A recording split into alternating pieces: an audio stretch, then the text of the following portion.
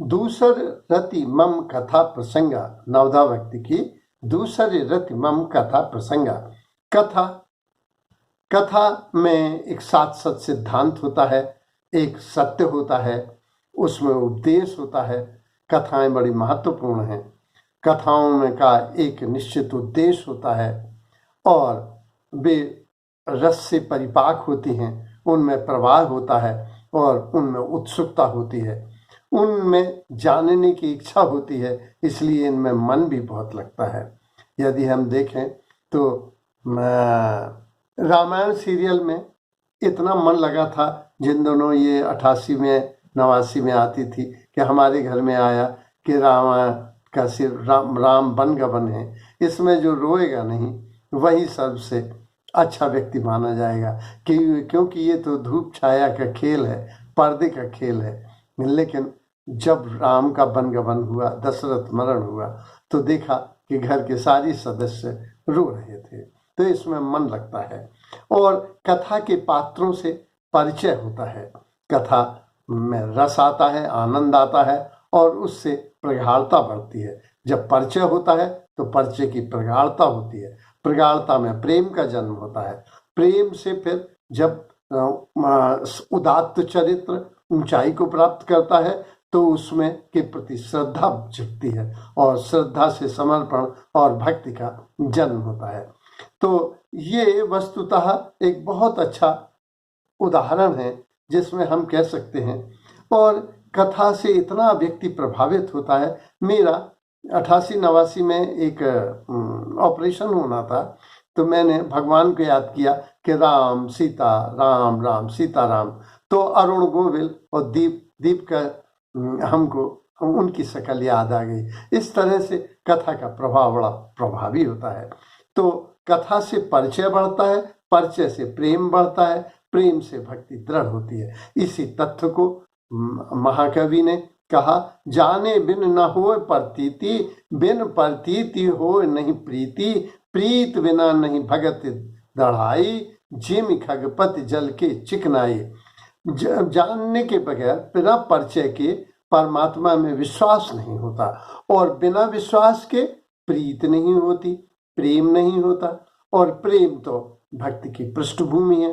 तो प्रीत, इसलिए प्रीत जो है वो सघनता को प्राप्त होती है, क्योंकि प्रीत के बिना भक्ति दृढ़ नहीं हो सकती। तो और इसी तरह से जैसे जल में चिकनाई का देखते हैं। आगे आया है मम कथा। कथाओं से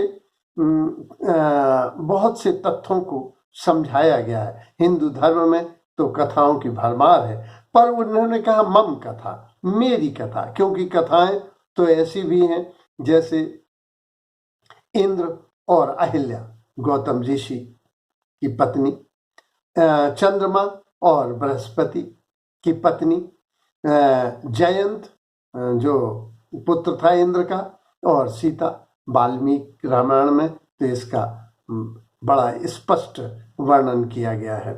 तो इस तरह से कथाएं तो बहुत हैं, लेकिन उन्होंने कहा मम कथा, मेरी कथा।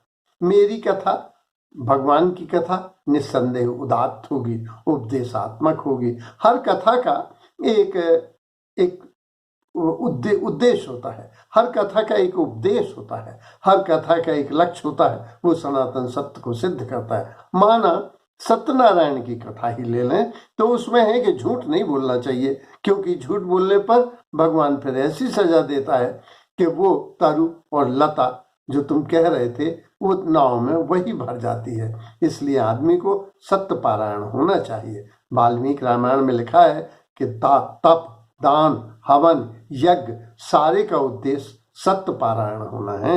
इसलिए आदमी को ईश्वर की कथाओं में आना चाहिए।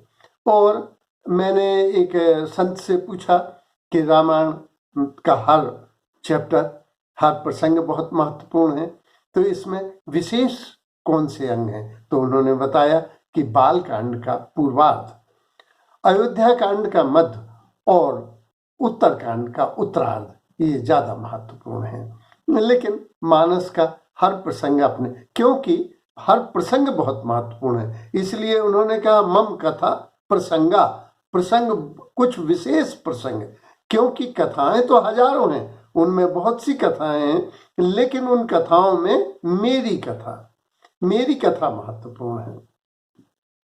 मम कथा, क्योंकि भगवान की कथाएं जब सुनते हैं तो उसमें प्रीत जागती है। फिर है तीसरी चीज, विशेष प्रसंग। प्रसंग कौन से विशेष प्रसंग?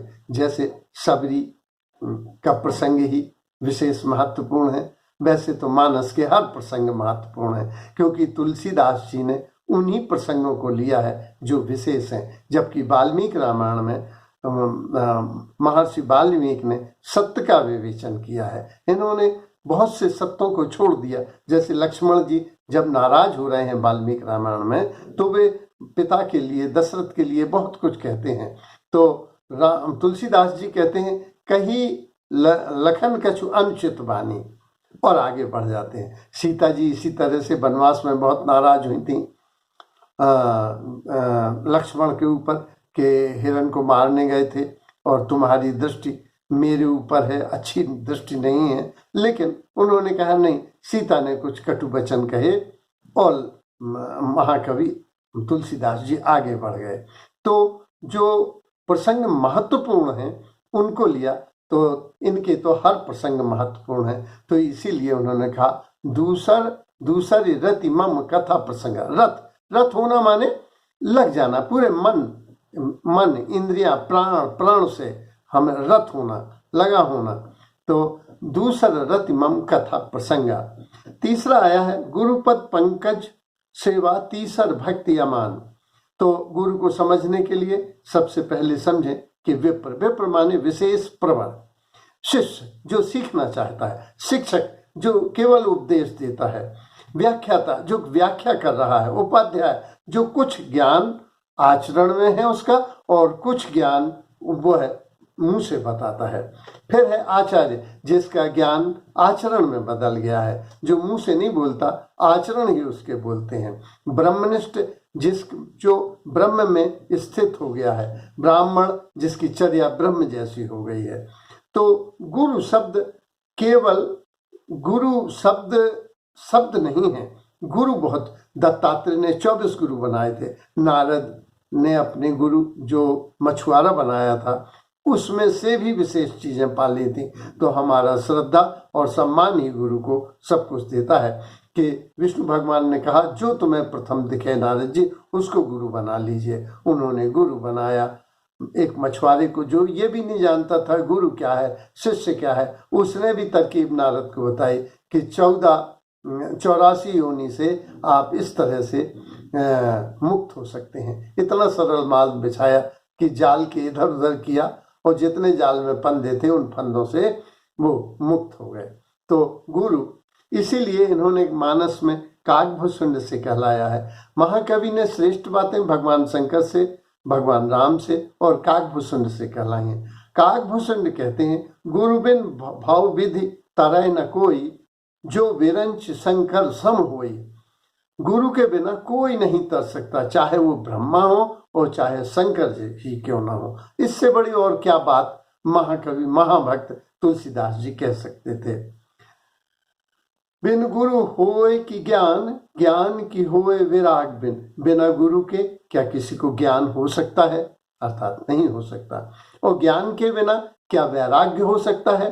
वैराग्य क्या है? जब सत और असत, नश्वर और नासवान, जब अच्छा और बुरा, जब मूर्छा और जागरूकता पराकाष्ठा पे हो तो वह वैराग्य है। जब सद वस्तु से राग और असद वस्तु से विराग हो, इसको वैराग्य कहा जाता है। तो गुरु बिन ज्ञान, ज्ञान उसी को हो सकता है जो गुरु, ज्ञानी व्यक्ति निरहम हो जाता है। आगे वो लिखते हैं गावहि वेद पुराण सुख लय हरि, हरि भगत के बिना कोई किसी को कभी सुख नहीं मिलता। दूसरा, गुरु पद नख मन गण ज्योति, सुमरत दिव्य दृष्टि ही होती। गुरु को याद करते ही, गुरु को याद करते। गुरु कौन? जो अंधकार से प्रकाश की ओर ले जाता है। गुरु कौन? जो दैवीय गुणों से अलंकृत है, जो देखने में तो मनुष्य है लेकिन उसके कुछ गुण ईश्वर से मिलते जुलते हैं, जो परम दयावान है। तो गुरु को याद करते ही हृदय में दिव्य दृष्टि उत्पन्न हो जाती है। गुरुपद रज मृदु मंजुल अंजन तेहि कर विमल विवेक विलोचन। विवेक क्या है? जब हम बुरे और अच्छे में निर्णय कर लेते हैं तो विवेक का जन्म हो जाता है, क्योंकि ज्ञान का लक्ष्य विवेक ही है। फिर इसमें आया है गुरुपद पंकज सेवा। सेवा बहुत बाइबल में आया है। सेवा स्वर्ग का मार्ग है, सेवा ही धर्म है, सेवा ही मर्म है, सेवा ही पूजा है। सेवा, सम्मान और त्याग वस्तुतः यह तो दैवीय गुण है, इनसे हम सबको अलंकृत होना चाहिए। गुरु और गुरु सेवा सेवाओं में भी श्रेष्ठ है, क्योंकि गुरु से ज्ञान की उपलब्धि होती है, जबकि शेष से आशीर्वाद की उपलब्धि होती है। फिर है अमान। गीता के 12वें अध्याय के 13वें और 14वें श्लोक में आया है कि अहंकार रहित भक्त मुझे परम प्रिय है। धन्यवाद।